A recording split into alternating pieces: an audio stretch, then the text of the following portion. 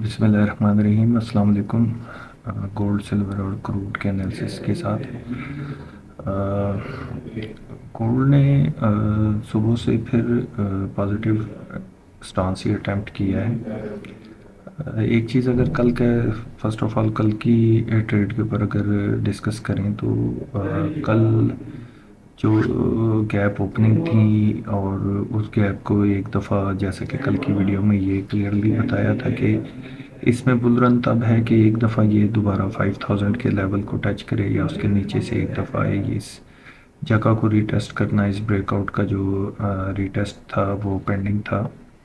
और वो पूरा आज सुबह कल रात को लेट आवर्स में भी वो लेवल्स लगे और सुबह ओपनिंग में जो है इसने वो गैप को 100% फिल किया। अगर आप यहाँ से देखें तो ये इसका ब्रेकआउट था। कल इसने 5107 का हाई लगा के इसको रेजिस्ट किया और ये कैंडल अगर जिसके ऊपर ये मैं भी कर्सर मूव कर रहा हूँ, अगर आप देखें तो ये इस कैंडल का गैप कहीं ना कहीं फिल होना ज़रूरी था अगर तो इसमें मज़ीद बुल रन है। तो आप देख सकते हैं कि ये इसने तकरीबन डबल टॉप लगाया, दो दफ़ा इसने 5107 के लेवल को टच किया और वहाँ से रात के लेट आवर्स में जो है वो एक दफ़ा डिप लगाकर दोबारा जो है इस गैप को फिल किया और उसके बाद एक एनगल्फिंग पैटर्न बनाया है इसने, बुलिश एनगल्फिंग का। और वहाँ से दोबारा जो है ये अपसाइड के मूव के लिए रेडी है। एक चीज़ को माइंड में रखिएगा, जो रेजिस्टेंस इसमें मिल सकती है वो कल का जो टॉप लगा हुआ है 5107 के एरिया को ये टच कर सकता है। लेकिन ये डबल टॉप की वजह से यहाँ पे थोड़ा सा स्टांस जो है वो रिलेक्टेंट हो जाएगा कि इसको आया ये ब्रेक कर पाता है या नहीं, इससे पहले से अगर ये रिवर्स हो जाता है। आज के दिन में जो इसके ब्रेकआउट्स के लिए है, तो जब तक नया हाई नहीं लगता तो इसमें 5000 से ऊपर के जो एक 5100 के करीब के जो लेवल्स हैं उन पे शॉर्ट अटैम्प्ट कर सकते हैं और नए ऑल टाइम हाई के स्टॉप से इसके अंदर किया जा सकता है। दूसरी चीज़ ये है कि अगर ये 5107 के लेवल्स को ब्रेक करता है तो नेक्स्ट टारगेट्स क्या बन सकते हैं इसके। तो ये बहुत मतलब कि खड़ा ट्रेंड है और इसमें अगर आप देखें तो इसका ट्रेंड लाइन की जो रेजिस्टेंस बनती है वो तकरीबन 5222 के करीब बनती है और जो ये से फिफ्थ वेव की जो एक्सटेंशन है वो टारगेट्स भी तकरीबन 5194 के हैं। लेकिन इसके बीच में छोटे छोटे से रेजिस्टेंस के चैनल भी बनेंगे। लेकिन जो चीज़ देखने वाली है आज के दिन में वो ऑल टाइम हाई है जो कल ट्रेड हुआ 5107 का। अगर उसको वो ये ब्रेक करने में कामयाब हो जाता है तो आप $100 की मूव मज़ीद अपसाइड पे देख सकते हैं इसमें। लेकिन जब तक ये लेवल ब्रेक नहीं होते, ये डबल टॉप को एक अच्छी रजिस्टर्ड अटैक के लिए किया जाता है।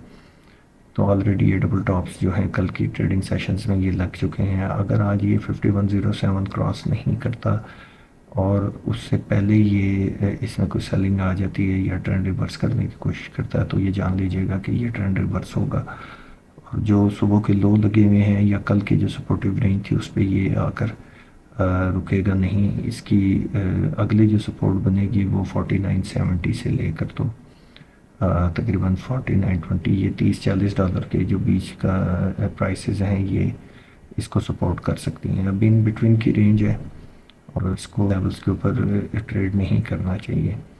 अगर शॉर्ट अटैम्प्ट करनी है तो 51 के करीब 50-90 से लेके तो एक नए हाई तक जो है इसको अटैम्प्ट कर सकते हैं और इसी के स्टॉप के साथ। अगर बात करें सिल्वर की, तो सिल्वर ने भी कल के दिन में जो है वो इस लेवल को रिटेस्ट किया।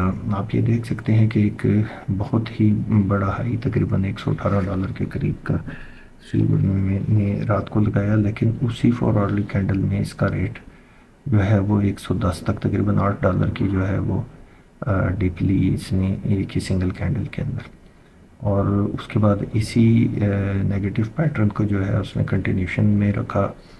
और जो लेवल्स कल के दिन में आपको बताए गए थे कि ये कहीं 101 और 100 वाली लाइन को कहीं टच कर सकता है, तो एग्जैक्टली वही सपोर्ट के ऊपर आकर इसने सपोर्ट ली है। यहाँ पर ट्रेंड लाइन की भी एक मजबूत सपोर्ट है और 21 DMA भी यहीं पर खड़ी है, तो इसके काफ़ी मजबूत लेवल्स बन जाएंगे 102 से लेकर तो 100 तक। तो 102 से 100 के बीच में इसको लाजमी बाय अटेम्प्ट करें, और ये एरिया तकरीबन 112 से लेके तो 114.50 तक ये सारा रेजिस्टेंस जोन बनेगा, और यहाँ पे इसमें रेजिस्टेंस आ सकती है।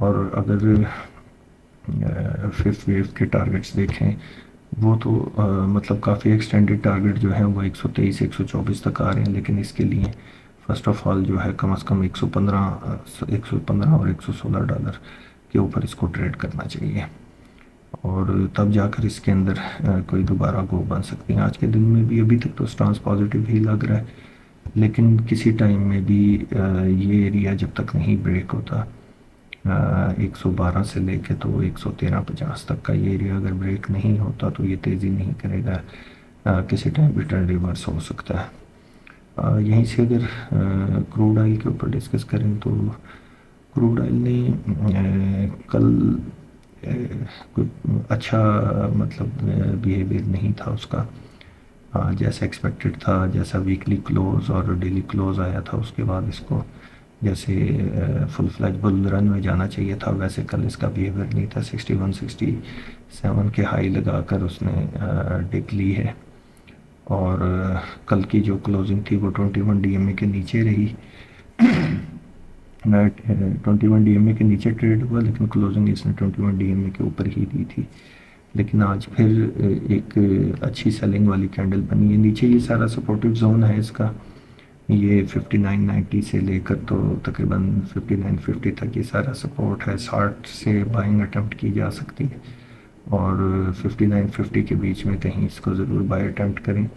ट्रेंड इसका पॉजिटिव भी है, थोड़ा सा मिक्सअप सा होकर भी इसका ट्रेंड पॉजिटिव ही साइड पे लग रहा है, और इसमें हर डिप को अवेल करें और स्टांस पॉजिटिव रखें, हर डिप में इसको अवेल करें। इसका ब्रेकआउट जो रेजिस्ट करेगा वही एरिया जो कल भी बताए गए थे 6180 से लेके तो 6230 के बीच में मेजर रेजिस्टेंस जोन है, ये जो येलो लाइन्स के इन बिटवीन, ये सारा इसका अच्छा रेजिस्टेंस के करीब है, यहाँ पे बाय अटेम्प्ट की जा सकती है, और इन लेवल्स को ज़रूर अटेम्प्ट करेंगे, दोबारा अपनी फुल रन में जा सकता है। Thank you, stay tuned with ओवरस्ट गोल्ड। अल्लाह हाफिज़।